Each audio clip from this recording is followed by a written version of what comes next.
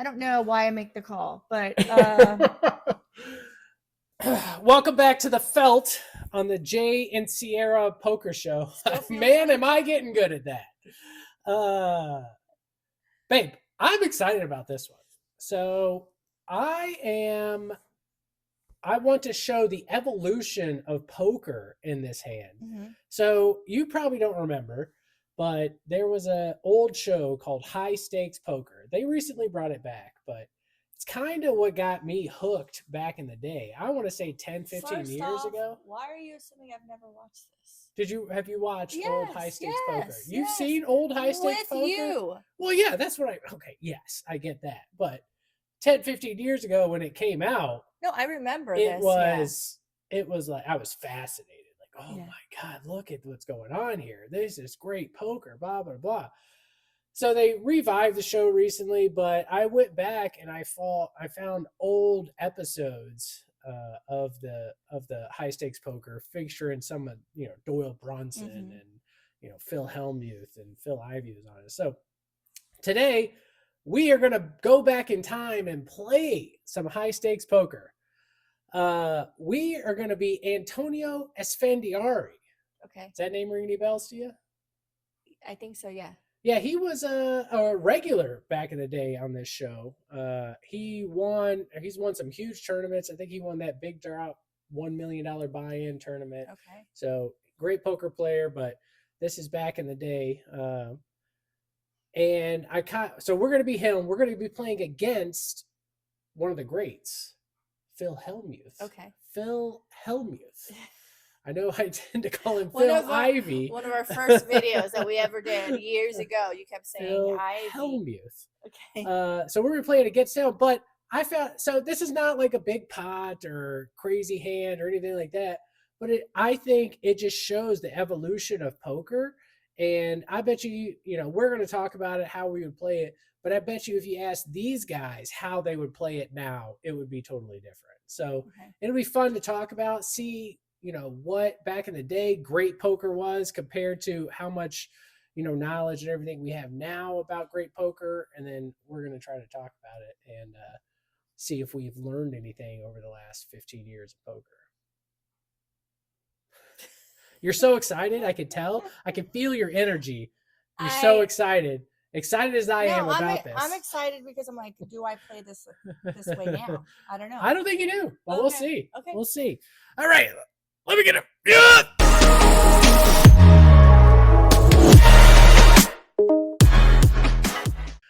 All right. So here we are at the high stakes table. They're playing this at Golden Nugget, Las Vegas, right? We've been there.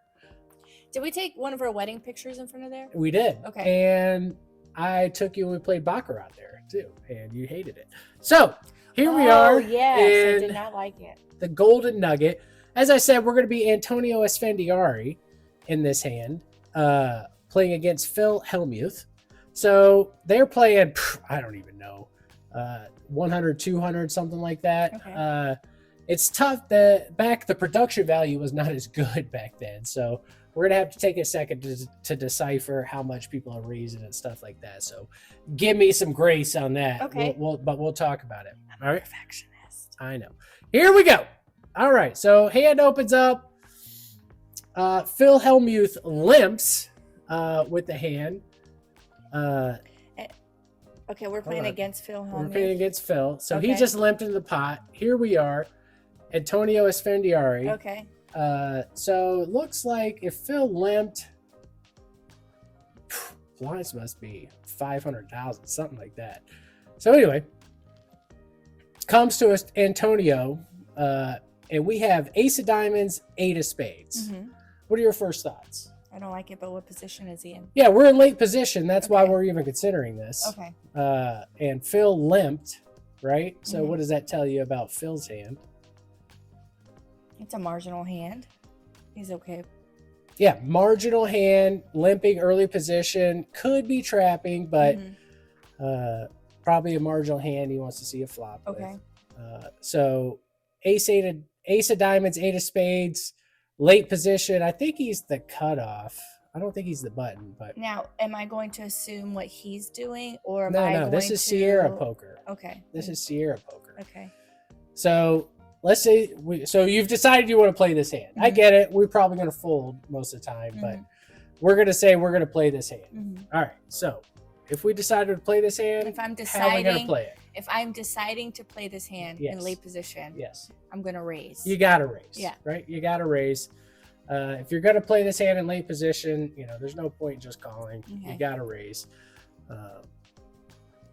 And Antonio actually agrees with us here, and he does raise it. All right, so we went from 23 to 67. So we raised about $2,400. Okay. All right, that's actually Larry Buss, the owner of the Los Angeles Lakers. Fun fact. So he folds. It's going to go back around to Phil here. Oh, I like that guy's ponytail. That's actually Doyle Brunson's son. Ooh. Yeah. And that would be me eating. That's Jen Harmon, another legend. All right, so it comes around to Phil here, and he's going to end up calling our raise. Okay. Standard play so far, I would say. Standard play. All right, so let's see what happens on the flop here. Do, do, do, do, do, do, do, do. Okay. King 3 deuce of hearts. All hearts. All hearts. So Phil is going to make a standard check over to us. Obviously, not the flop we were looking for. So what are your thoughts? I am going to bet again. Because this is in my range. Yeah. The king is good for you.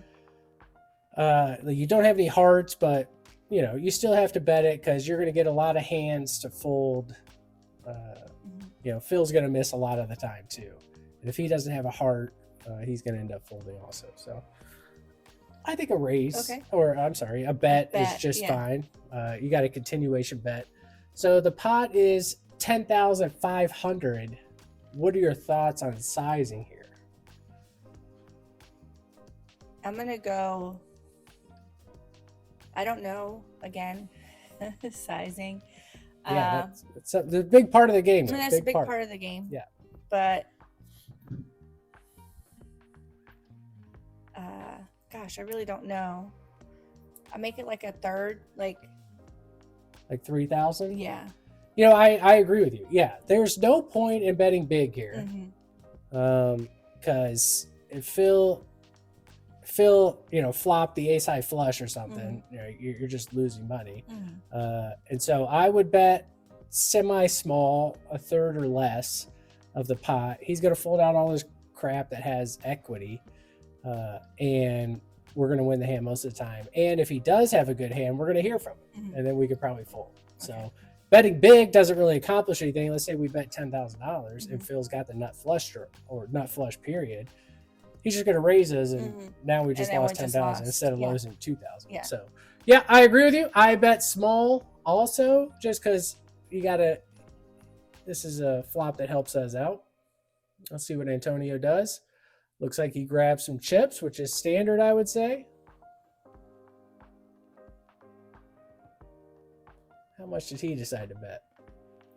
Okay, he bet $7,000. Okay. That's a big sizing. So going over to Phil, I would definitely take that into account.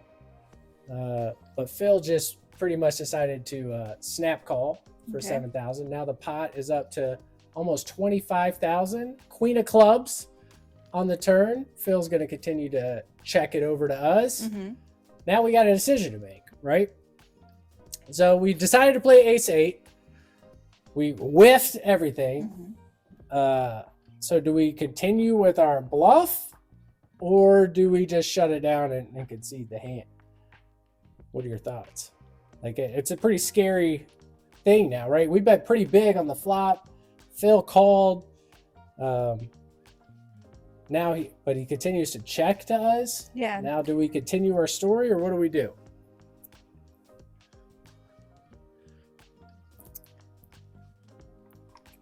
I want to see a free card, so I'm gonna check it.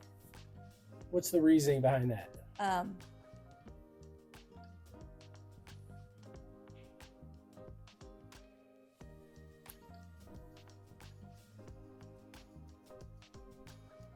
I fear the check. Yeah, he could be slow playing a monster. Mhm. Could be slow playing the nut Mhm. flush here, 100%. Checking to give us rope. Yeah. Or he could just have a speculative hand that he wants to continue on. Maybe even just, King 10 or something. Remember pre-flop, he just limped called, Yeah. right? So that eliminates all the top tier hands in my opinion. Mhm. And we raise pre-flop, so we have all the top tier hands in our range. So we could have ace king, we could have king queen, we could have ace x of hearts here. So my line for this, given that Phil has shown weakness the whole time, right? Well, but you're usually in late position with the people do raise with also a marginal hand. So I think Phil has that also in mind. Yeah, sure. Yeah, on the button you're going to have Yeah. that. But can his hand withstand the pressure, Mhm. when it comes down to it? I'm sure he's thinking we have a, marginal hand maybe. But if Phil is just on, let's say he just has the pure ace of hearts, Mhm. right, on a hard draw, or has, a pair, we could put a lot of pressure on those hands to get them to fold. So I think we bet small on the flop. Hope, if he calls, fine. But now's the time to ramp up the pressure. Okay. Now's the time to take our shot and take this pot And that's down. how you would do it. This is how I would do it, Okay. right? Because my opinion, if with the pot at 25,000, if I bet big here, I'm most likely going to take it down. And if I don't, I know where I'm at. And because Phil's not going to call a big $25,000 bet with even, you would think about it with a king too. Let's just say he had king 10. My range, given this hand, beats king 10 a lot. So I think he has to fold even a king with no other draw. And he's especially going to fold any kind of pair. So let's see what Antonio does. I think he's in line with you here. So I think, the Phil call on the flop has him a little spooked, and he's going to see a card too. So I think he ends up checking. Yes. But I don't, what benefit does checking have there? Let's say you hit the ace of spades. Are you, I don't know. I guess maybe you're beating pocket tens at that point, but you can't be 100% happy about it. Anyway, all right. So you and Antonio decide to check. Okay. The river comes the deuce of spades. So now we've got a paired board. Now this is fun. Now, here's where it gets weird. This is where it gets tricky. All right. There we go. So Phil just bet $3,000 into us on a $25,000 pot. Yeah. He let out $3,000. What do you think it here as Antonio? What's that called? The down bet? Is that called a down bet? It's called a blocker bet. A blocker bet? Okay. Blocker bet. So small. Or it could be a trap. Okay, but yeah, I think they would call that a blocker bet nowadays. Okay. It's kind of a bet. So what do we think it is, Antonio? Given the whole context of the hand on the river here, and the guy just bet $3,000, like what? 8% of the pot he bet? Something like that. Sorry for doing math in public. It's tough. But yeah, what do we do here as Antonio? So Antonio here is, if it were me, with that small bet, I'm thinking this is a trap. Oh, but, okay. So you think Phil's got it? Phil's got the goods, yeah, and he's just trying to either get $3,000 out of you or trap you to raise big. To raise big. Okay. See, this is why I'm not a good analyst here. I have to be at the table, okay? Like, I'm not in the zone. I'm never in the zone. But it smells like a trap. Okay. So this is the way I'll interpret what you're saying. A trap would be Phil flopped a set of kings. Now he has a full house. basically an unbeatable hand at this point. That would be setting a trap. If Phil just had a king jack, he's not trapping with that hand because a ton of hands beat king jack on this board.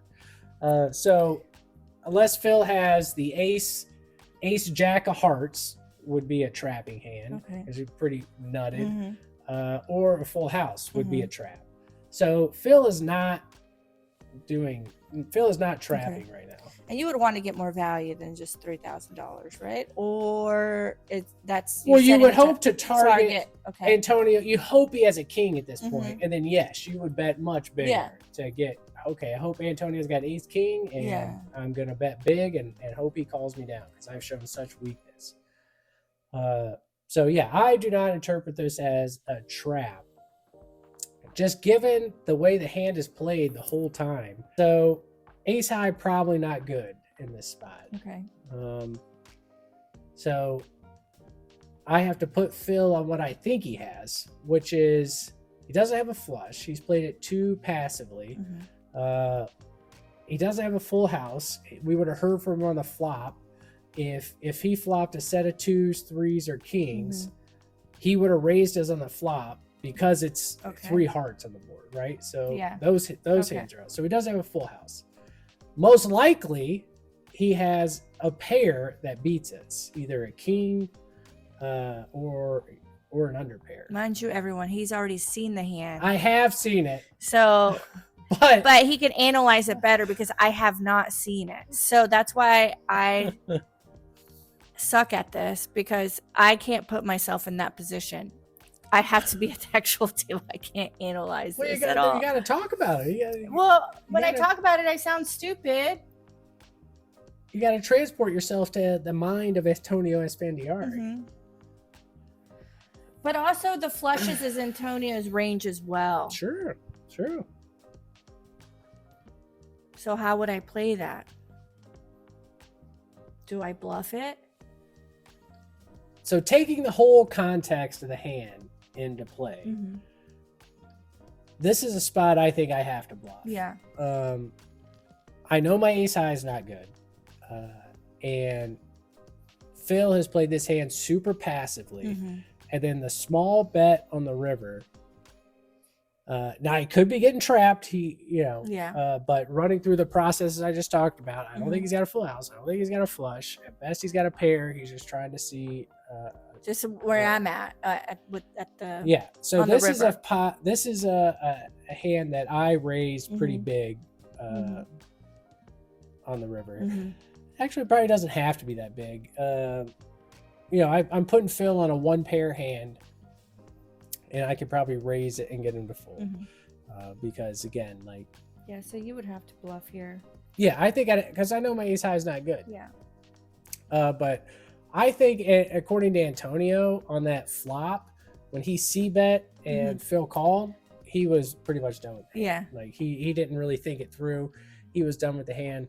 Let's see what he does here on the river. So you make the call, I make the raise. Let's see what Antonio decides to do.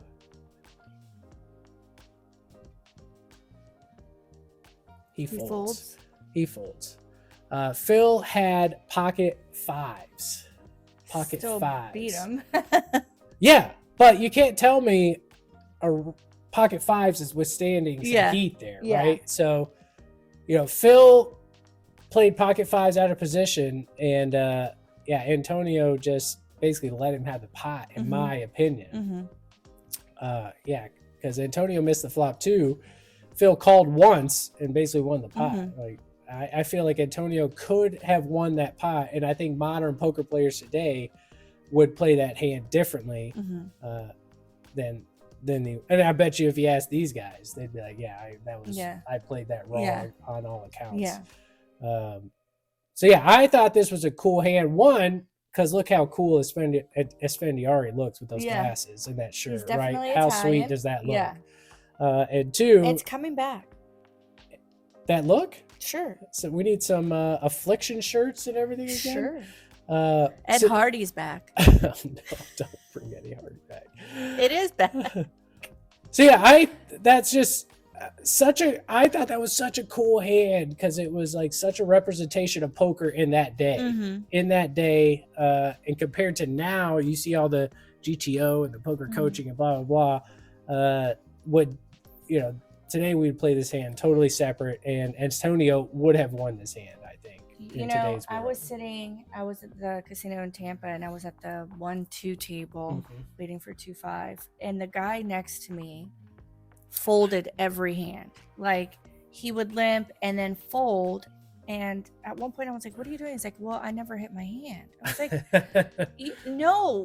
you can't do that and think that the other person has a crazy hand. Like, you can continue betting and like, well, I'm only paired, and he just thought everybody hit the if flop. They bet, they have it, right? Yes. Yeah, I remember those days. Yeah. I remember those days. Like, golly, why do these people always have it? I know. Why are they betting? Yeah. And I felt so bad for him because he's just losing every single hand. And his VPIP, he was almost in every hand. I'm like, you need to raise. People will fold. Yeah, we learned over the years aggression wins. Yeah. Wins hands, and aggression would have won this hand. And I 100%. Felt so bad because, of course, I don't know anything. Like, I'm not ever going to be a poker coach, but at least I knew that much. Yeah. I'm like, I felt horrible. So I'm grateful for you teaching me, because I think I would have been where he is at still to this day, thinking that everybody. I'm grateful for you teaching me. I'm cutting that, and that's going to be on a loop. I do. I love you so much. Oh, well, thank you. All right, cool evolution of poker there. So not a big hand, super small hand compared to the game, but the intricacies I thought were just fascinating, and just running through how I would play this hand today versus how they played it back in the day passively like this. So I thought it was super cool. Got you thinking about the differences in just 10, 15, 20 years about how poker's grown. So where will we be in another 20 years? It'll be crazy. I thought that was a fun hand. I thought you had fun with it too. No, I didn't. Because you watched the hands before me and it make me look dumb to the world. What make you look dumb? I just want you to talk about the hand. Yeah, you can pull any one of these hands and we'll talk about it. You can pull. Okay, so you want me to do the research? You can pull a hand. Okay, and then see how you do. See how I do. Yes. You can do that. And then, you can make me look dumb. Yeah. Until next time on the Jay and Ciara Poker Show on the Felt. It's a real thing. It's staying around. Bye. What's the attitude? I hate your guts now. What do you hate me for? I hate you so much. What do you hate me for? Husband.